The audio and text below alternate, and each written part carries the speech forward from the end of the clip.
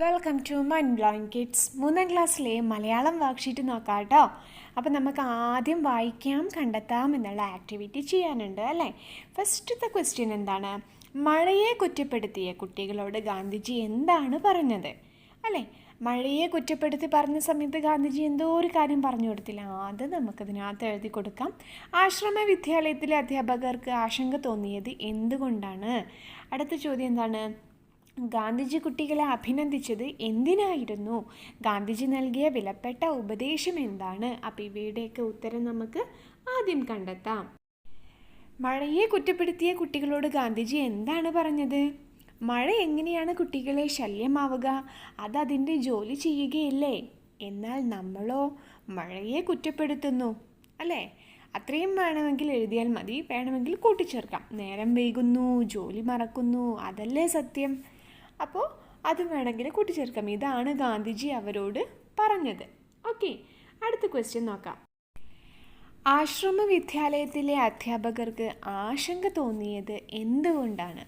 എന്തുകൊണ്ടാണ് അധ്യാപകർക്ക് ആശങ്ക തോന്നിയത്? ഗാന്ധിജി കുട്ടികളോട് ആരെങ്കിലും കളവ് പറയാറുണ്ടോ എന്ന ചോദ്യത്തിന് കുട്ടികളെല്ലാവരും കൈപ്പൊക്കി. അപ്പോഴാണ് അവർക്ക് ആശങ്ക തോന്നിയത് അല്ലേ. അടുത്ത ചോദ്യം, ഗാന്ധിജി കുട്ടികളെ അഭിനന്ദിച്ചത് എപ്പോഴാണ് അഭിനന്ദിച്ചത്?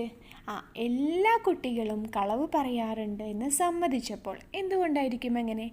അവർ സത്യമാണ് പറഞ്ഞത് അല്ലേ.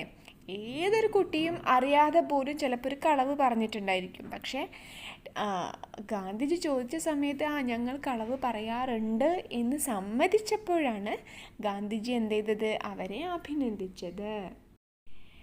ഗാന്ധിജി നൽകിയ വിലപ്പെട്ട സന്ദേശം എന്താണ് ഗാന്ധിജി നൽകിയിട്ടുള്ള സന്ദേശം? എന്തായിരുന്നു കുട്ടികൾക്ക് നൽകിയിട്ടുള്ളത്? എന്താണ്?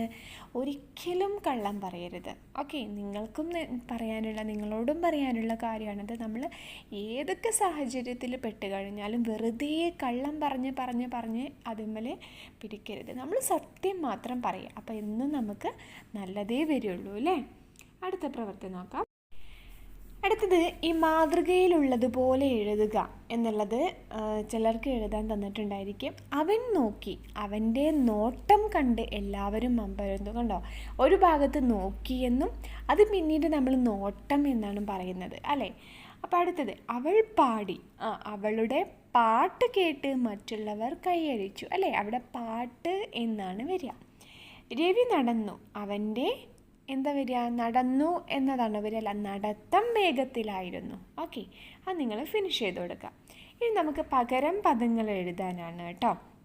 നോക്കിക്കേ, ഒരു വലിയ ചിന്ത കുട്ടികളിൽ രൂപപ്പെട്ടു തുടങ്ങി. ഈ ചിന്ത എന്നുള്ളതിന് നമുക്ക് മറ്റൊരു വാക്ക് ഇതിനകത്ത് നിന്നും കണ്ടെത്താം. താഴെ നമുക്ക് കുറച്ച് തന്നിട്ടുണ്ട്, ഒരു ബ്രാക്കറ്റിനകത്ത് കുറച്ച് കാര്യങ്ങൾ തന്നിട്ടുണ്ട്. അപ്പം അതിനകത്ത് നിന്നും നമുക്ക് ചിന്ത എന്നുള്ളതിന് നമുക്ക് എന്ത് കൊടുക്കാം? വിചാരം. ഒരു വലിയ വിചാരം കുട്ടികളിൽ രൂപപ്പെട്ടു തുടങ്ങി. ഇതാണ് ആ വാക്ക് നമ്മൾ പകരമായിട്ട് പദം ചേർത്തിട്ട് എഴുതി കൊടുക്കേണ്ടത്. അടുത്തത്, ഗാന്ധിജി അവരോടുള്ള ഭാഷണം തുടർന്നു. ഭാഷണം എന്താണ്? ഭാഷണം എന്ന് പറഞ്ഞാൽ സംസാരം. അവരോടുള്ള സംസാരം തുടർന്നു. വല്ലപ്പോഴും കള്ളം പറയുന്നവർ നിങ്ങളുടെ കൂട്ടത്തിലില്ലേ? കള്ളം എന്നുള്ളതിന് മറ്റൊരു വാക്ക് എന്താണ്? നുണ അല്ലേ. വല്ലപ്പോഴും നുണ പറയുന്നവർ നിങ്ങളുടെ കൂട്ടത്തിലില്ലേ? ഇതാണ് അവിടെ എഴുതി കൊടുക്കേണ്ടത്. ഓക്കെ, അപ്പോൾ ഇവയാണുള്ളത്. ഇനി നമുക്ക് പാഠഭാഗം ഒന്ന് നന്നായിട്ട് വായിക്കാം. എല്ലാവരും ഒന്ന് ശ്രദ്ധിച്ച് കേൾക്കുക കേട്ടോ. ഇന്നത്തെ ആക്ടിവിറ്റീസ് ഇത്രയും മാത്രമേ ഉണ്ടായിരുന്നുള്ളൂ കേട്ടോ. അപ്പോൾ എല്ലാവരും ആക്ടിവിറ്റീസൊക്കെ കംപ്ലീറ്റ് ചെയ്യുക കേട്ടോ.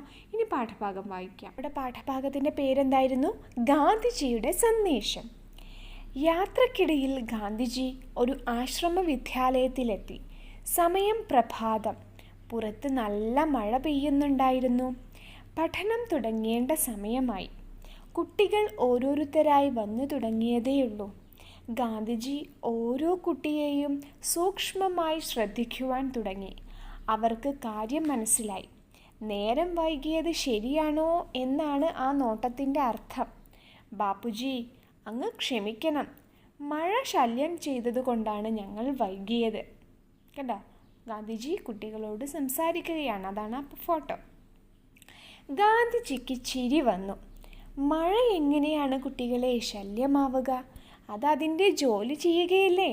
എന്നാൽ നമ്മളോ മഴയെ കുറ്റപ്പെടുത്തുന്നു, നേരം വൈകുന്നു, ജോലി മറക്കുന്നു.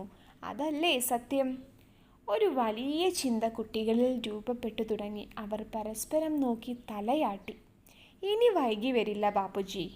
എല്ലാവരും ചേർന്നിരുന്നു അങ്ങനെ പറഞ്ഞത്. ഗാന്ധിജി അവരോടുള്ള സ്നേഹഭാഷണം തുടർന്നു. നിങ്ങളെല്ലാവരും ഖാദി തന്നെയാണല്ലോ ധരിച്ചിരിക്കുന്നത്. അതേ ബാപ്പുജി, അവർ ഒന്നിച്ചു തലയാട്ടി. കുട്ടികളെല്ലാവരും സ്വദേശി വസ്ത്രം തന്നെയാണ് ധരിച്ചിരുന്നത്. ഗാന്ധിജിക്ക് സന്തോഷമായി. ഇനി ഞാൻ ചോദിക്കുന്നത് ശ്രദ്ധയോടെ കേൾക്കണം, എന്നിട്ടേ ഉത്തരം പറയാവൂ. നിങ്ങളിൽ എത്ര പേർ എപ്പോഴും നേര് പറയുന്നുണ്ട്? ഗാന്ധിജി ചോദിച്ചു. കുറച്ചു കുട്ടികൾ കൈപ്പൊക്കി.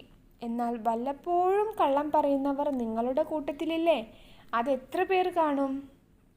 2 കുട്ടികൾ പെട്ടെന്ന് തന്നെ കൈപ്പൊക്കി. ഗാന്ധിജി സൗമ്യമായി ചിരിച്ചു.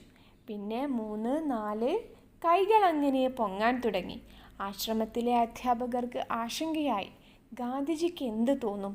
കള്ളം പറയുന്ന കുട്ടികൾ പഠിക്കുന്ന വിദ്യാലയത്തെക്കുറിച്ച് അദ്ദേഹം എന്താവും വിചാരിക്കുക? അപ്പോഴേക്കും മുഴുവൻ കുട്ടികളും കൈ ഉയർത്തി കഴിഞ്ഞിരുന്നു. മിടുക്കർ! ഗാന്ധിജി അവരെ അഭിനന്ദിച്ചു. അധ്യാപകർക്ക് സന്ദേഹമായി. അധ്യാപകരുടെ മുഖഭാവം ഗാന്ധിജി ശ്രദ്ധിച്ചു. വല്ലപ്പോഴും കള്ളം പറയുന്നു എന്ന് കുട്ടികൾ സമ്മതിക്കുന്നു. അത് വലിയൊരു സത്യസന്ധതയല്ലേ? കുട്ടികളുടെ മുഖത്ത് സന്തോഷം നിറഞ്ഞു. ഗാന്ധിജി പറഞ്ഞു, ഒരിക്കലും കള്ളം പറയരുത്. കുട്ടികൾ സമ്മതപൂർവ്വം തലയാട്ടി. നിങ്ങൾ നന്നായി വരും. ഗാന്ധിജി കുട്ടികളെ ആശീർവദിച്ചു. നാളത്തെ വലിയ മനുഷ്യരാണ് ഈ കുട്ടികൾ. ഇങ്ങനെ പറഞ്ഞ് അദ്ദേഹം യാത്രയായി. അപ്പോൾ നമ്മുടെ പാഠഭാഗം ഇതാണ്. അപ്പോൾ നിങ്ങൾക്ക് വേണ്ടിയിട്ടാണ് നമ്മുടെ വർക്ക്ഷീറ്റ്സും നിങ്ങളുടെ പ്രവർത്തനങ്ങളൊക്കെ ഇടുന്നത് കേട്ടോ. അപ്പോൾ നിങ്ങളുടെ സപ്പോർട്ട് ആവശ്യമാണ്. ആരും സബ്സ്ക്രൈബ് ചെയ്യാൻ മറക്കരുത് കേട്ടോ. അപ്പോൾ അടുത്ത വർക്ക്ഷീറ്റ് വരുന്നവരേക്കും ബൈ ബൈ.